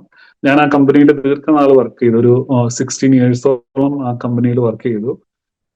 അപ്പൊ ഓരോ വർഷവും ഇങ്ങനെ കുറച്ച് ഷെയർസ് നമുക്ക് അലോക്കേറ്റ് ചെയ്തു. അപ്പൊ ഞാനത് ചുമ്മാ പേപ്പർ വാല്യൂ എന്ന് പറഞ്ഞ് അതിനെ മൈൻഡ് ചെയ്യാറിൽ എടുത്തു വെച്ചിരിക്കുകയായിരുന്നു. പക്ഷെ ദൈവം ഈ വാഗ്ദത്തം ചെയ്ത് കുറച്ച് നാൾ കഴിഞ്ഞപ്പോ ഈ കമ്പനി വേറൊരു കമ്പനിക്ക് വിൽക്കാനുള്ള ഒരു ഓഫർ വന്നു. അപ്പൊ അതിനു മുമ്പായിട്ട് ഇവര് ഇതിന്റെ എല്ലാം ഓഡിറ്റ് ചെയ്ത് പബ്ലിക് ഇതായിട്ട് IPO ലിസ്റ്റ് ചെയ്തു. അപ്പൊ IPO ലിസ്റ്റ് ചെയ്ത് കഴിഞ്ഞപ്പോ ഈ ഷെയർസിനെല്ലാം നമ്മുടെ കയ്യിൽ ചുമ്മാ പേപ്പർ വാല്യൂ ആയിട്ടിരുന്നത് പെട്ടെന്ന് അതിന് വാല്യൂ വരുവാനിടയായി തീർന്നു. അത് അങ്ങനെ ആ ഷെയർസ് അത് പിന്നെ വിൽക്കുവാനായിട്ട് ദൈവം സഹായിച്ചു. ആ ഷെയർസ് നമ്മൾ പബ്ലിക്കിൽ വന്നു കഴിഞ്ഞപ്പോൾ ആ ഷെയർസിൽ സെല് ചെയ്തു. നമുക്ക് ആ ഒരു വാഹനം മേടിക്കാനുള്ള, ദൈവം ഏത് മോഡൽ പറഞ്ഞോ, ഒരു വാഹനം പറഞ്ഞോ, ആ വാഹനം മേടിക്കാനുള്ള എമൗണ്ട് നമ്മുടെ കയ്യിൽ വരിക. അപ്പൊ അത് മറിഞ്ഞു കിടന്നിരുന്ന ഒരു സംഭവം. നമ്മൾ ഒരിക്കലും ചിന്തിക്കുന്ന ഒരു കാര്യം പോലെയല്ല അങ്ങനെ ഒരു കാര്യം നടക്കുമെന്നോ, ഇതിന് ഇങ്ങനെ ഒരു വാല്യൂ ഉണ്ടെന്നോ, ഇതിങ്ങനെ വിൽക്കാൻ പറ്റുമെന്നോ ഒരിക്കൽ പോലും ചിന്തിച്ചിട്ടില്ല. പക്ഷെ ദൈവം പറഞ്ഞ വാഗ്ദത്തം നിവർത്തിയിരിക്കേണ്ട കറക്റ്റ് സമയത്ത് ആ ഒരു പേപ്പർ വെറും പേപ്പർ ആയിരുന്നതിന് ഒരു വാല്യൂ വന്നു. അങ്ങനെ ദൈവം ആ ഒരു എമൗണ്ട് നമ്മുടെ കൈ തരുവാൻ ഇടയായി തീർന്നു. അങ്ങനെയാണ് വാഹനം മേടിക്കുന്നത്. അപ്പൊ ഞങ്ങളുടെ ജീവിതത്തിൽ എന്തൊക്കെ ദൈവം തന്നിട്ടുണ്ടോ ഒന്നും ഞങ്ങളുടെ മിടുക്കുകൊണ്ടോ കഴിവുകൊണ്ടോ ഒന്നും ലഭിച്ചതല്ല. എല്ലാം ദൈവം വാഗ്ദത്തം ചെയ്ത് ഈവൻ ഇപ്പൊ ഞങ്ങൾ ഇരിക്കുന്ന ഈ രാജ്യത്ത് വരുമെന്നുള്ള വാഗ്ദത്തം കേട്ട് വർഷങ്ങളായെങ്കിലും നടക്കുമെന്നുള്ള പ്രതീക്ഷ നഷ്ടപ്പെട്ടു പോയതാണ്. പക്ഷെ അപ്രതീക്ഷിതമായിട്ടാണ് ഇത് ദൈവം അൺഎക്സ്പെക്ടഡ്ലി ദൈവം ഡോർ ഓപ്പൺ ചെയ്യുന്നത്. അങ്ങനെ അപ്പൊ ഞാൻ പറഞ്ഞു വരുന്നത്, ഈ അനുഭവത്തിലൂടെയും പറയാൻ ഉദ്ദേശിക്കുന്നത്, വീണ്ടും ദൈവം ഒരു കാര്യം നമ്മുടെ ലൈഫിൽ പറഞ്ഞു കഴിഞ്ഞു കഴിഞ്ഞാൽ അതെങ്ങനെ നടക്കുമെന്ന് ഉള്ളതിനെ കുറിച്ച് ചിന്തിക്കുകയേ വേണ്ട. ദൈവം അതിനുള്ള വഴി തുറന്നിരിക്കും. ഇല്ലാത്ത വഴികളെ ദൈവം തുറന്ന് നമ്മളോട് ചെയ്ത വാഗ്ദത്തം നിവർത്തിയെടുക്കാൻ ശക്തനായ ദൈവമാണ്. ഞാൻ അതിനകത്ത് ഒരു കാര്യം കൂടി ആഡ് ചെയ്യുന്നത്, എന്നെ വളരെ സന്തോഷിപ്പിക്കുകയും ചിന്തിപ്പിക്കുകയും ചെയ്യുന്ന ഒരു കാര്യമാണ്. ഇസ്രായേൽ മക്കള് ദൈവം മിസ്രയീം അടിമത്തത്തിൽ നിന്ന് വിടുവിക്കുന്നത്. അവിടെ വചനത്തിൽ എങ്ങനെയാണ് എഴുതിയിരിക്കുന്നത്? 400 വർഷം കഴിയുമ്പോൾ വിടുവിക്കും എന്നുള്ളൊരു വാഗ്ദത്തമാണ് അവിടെ വചനത്തിൽ കൃത്യമായിട്ട് എഴുതിയിട്ടുണ്ട്. അത്രയും നാള് തികഞ്ഞ അന്ന്, 400 വർഷം തികഞ്ഞ അതേ ദിവസം ദൈവം അവരെ പുറപ്പെടുവിച്ചു എന്ന്. അപ്പൊ ദൈവം ഒരു വാഗ്ദത്തം ചെയ്താൽ അത് നിവർത്തിക്കാൻ വേണ്ടി അത്രമാത്രം ജാഗരിക്കുന്ന ഒരു ദൈവമാണ് നമ്മൾ ആരാധിക്കുന്ന സർവശക്തനായ ദൈവം. അപ്പൊ അങ്ങനെ നമ്മുടെ ആരുടെയെങ്കിലും ലൈഫിൽ ദൈവം ഒരു വാഗ്ദത്തം ചെയ്തു കഴിഞ്ഞാൽ എങ്ങനെ സംഭവിക്കും എന്നുള്ളത് നെവർ മൈൻഡ്, ദൈവം അത് നടത്തിയിരിക്കും. ദൈവം അനുഗ്രഹിക്കട്ടെ എല്ലാവരെയും. ദൈവത്തിന് സ്തോത്രം. എത്ര അത്ഭുതകരമായ അനുഭവമാണ്. ഈ ഇലിയാവിൻ്റെ എലീശയുടെ ഒക്കെ കാലത്ത് കലത്തിലെ മാവിന് എണ്ണയൊക്കെ വർദ്ധിപ്പിച്ചെന്ന് പറഞ്ഞതുപോലെ ഒരു വർധനവ്. അത് ശരിക്കും പേപ്പർ വാല്യൂ ഉണ്ടായിരുന്ന ഒരു സാധനത്തിന് പെട്ടെന്ന് വാല്യൂ ആയി മാറുക. ആ കമ്പനി ലിസ്റ്റ് ചെയ്തപ്പോഴല്ലേ, സ്റ്റോക്ക് എക്സ്ചേഞ്ചിൽ അത് ലിസ്റ്റ് ചെയ്ത് കഴിഞ്ഞപ്പം, പബ്ലിക് ഷെയർ ഇഷ്യൂ ചെയ്ത് കഴിഞ്ഞപ്പോൾ നമ്മുടെ ഷെയറിന് വാല്യൂ കൂടി. ദൈവത്തിന് സ്തോത്രം ചെയ്യുന്ന കർത്താവ് എത്ര നല്ലവനാണ്, വിശ്വസ്തനാണ്. അനുഗ്രഹിക്കപ്പെട്ട അനുഭവങ്ങളാണ് പറഞ്ഞത് കേട്ടോ. അതുപോലെ ദൈവം ഞങ്ങളെ മരണത്തിൽ നിന്ന് വിടുവിച്ച അനുഭവങ്ങൾ ഉണ്ടായിട്ടുണ്ട്.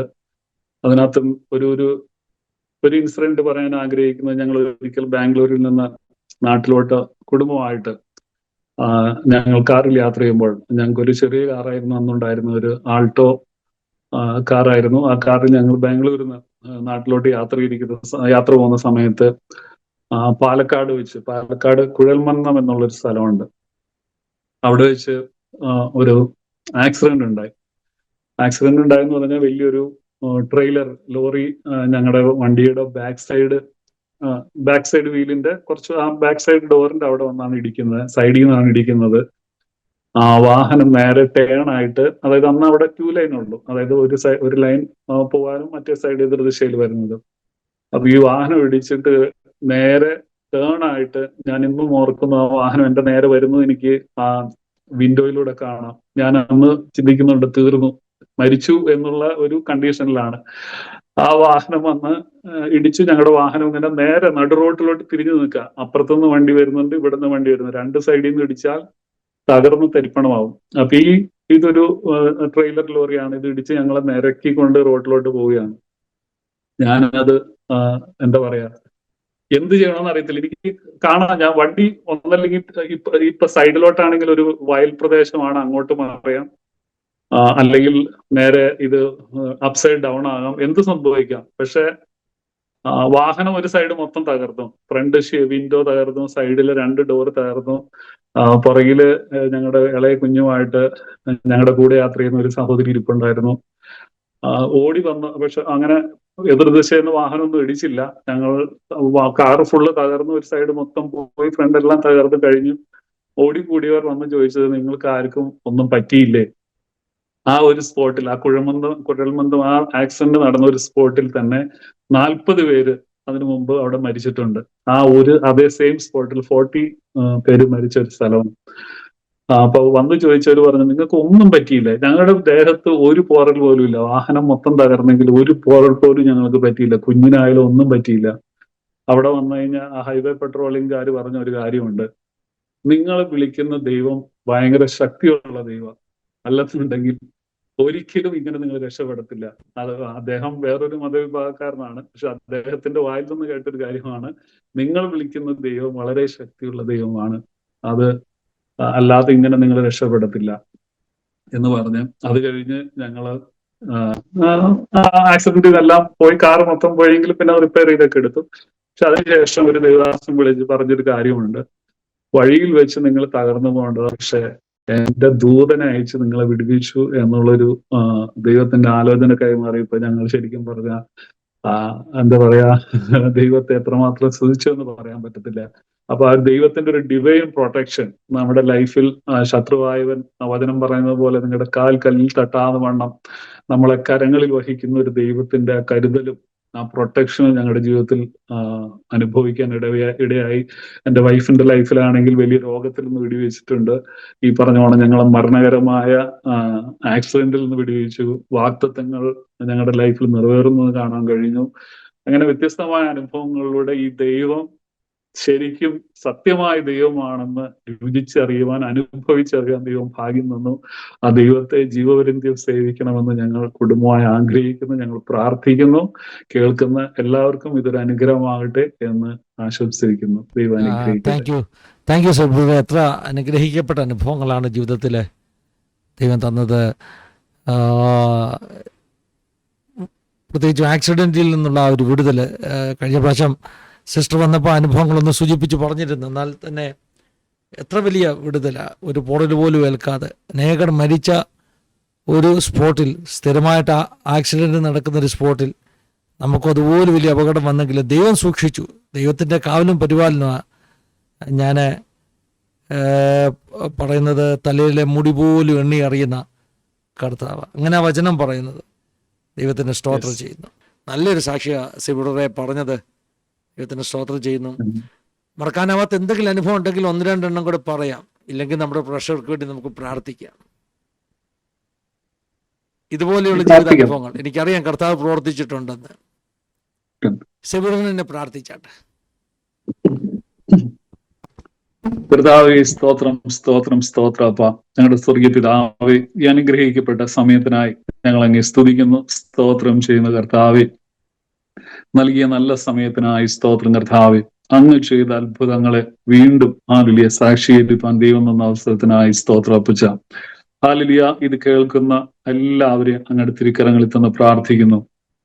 ആരെങ്കിലും ഏതെങ്കിലും വിഷയങ്ങളിൽ ഭാരം അനുഭവിക്കുന്നുവെങ്കിൽ, ഹാലലുയ എങ്ങനെ ഹാലലുയ വഴി തുറക്കുമെന്ന് ഓർത്ത് ഭാരപ്പെടുന്നുവെങ്കിൽ, ഹാലലുയ കർത്താവേ സ്തോത്രം സ്തോത്രം. അങ്ങ് അത്ഭുതം ചെയ്യുന്ന ദൈവം, അങ്ങ് വാഗ്ദത്തം ചെയ്താൽ അത് നിവർത്തീകരിക്കുന്ന കർത്താവ്, ഹാലലുയ ഇല്ലാത്ത വഴിയെ സൃഷ്ടിക്കുന്ന ദൈവം, ഹാലലുയ ഹാലലുയ ചെങ്കടലിനെ വിഭാഗിച്ച ദൈവം, ഹാഗാറിന് വേണ്ടി കർത്താവ് വഴിയെ തുറന്ന ദൈവം, ഹാലലുയ കർത്താവ് ഇന്നും ആ ദൈവം ജീവിക്കുകയാൽ കർത്താവ് ഏതെങ്കിലും വിഷയത്തിൽ ആരെങ്കിലും ഭാരം അനുഭവിക്കുന്നുവെങ്കിൽ അവരുടെ ലൈഫിൽ കർത്താവ് ഹാലലുയ കർത്താവ് അത്ഭുതം ചെയ്യണമേ എന്ന് പ്രാർത്ഥിക്കുന്നു കർത്താവ്.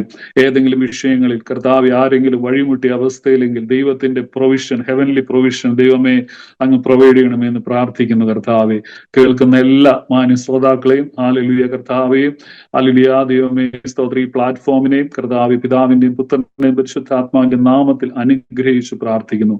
ദൈവം അത്ഭുതം ചെയ്യുന്നതിനായി സ്തോത്രം, യേശുവിന്റെ നാമത്തിൽ പിതാവേ, ആമേൻ ആമേൻ ആമേൻ ആമേൻ. പിതാപുത്ര പരിശുദ്ധാത്മാവാകുന്ന ത്രിയേക ദൈവത്തിന്റെ കൂട്ടായ്മ, സഹവാസക്കാവൽ നമ്മെല്ലാവരുടെ മേലും, പ്രത്യേകമായി നമ്മുടെ നടുവിൽ കടന്നു വന്ന ജീവിതാനുഭവങ്ങൾ പങ്കുവെച്ച പ്രിയ സിബിഡറിന്റെ മേൽ, തന്റെ കുടുംബത്തിന്റെ മേൽ ഇന്നു മുതൽ എപ്പോഴും ഇന്നേക്കും ഉണ്ടായിരിക്കുമാറാകട്ടെ. ആമേൻ ആമേൻ ആമേൻ. Thank you സിബിഡർ. ഒരു പ്രാവശ്യം നന്ദി പറയുക.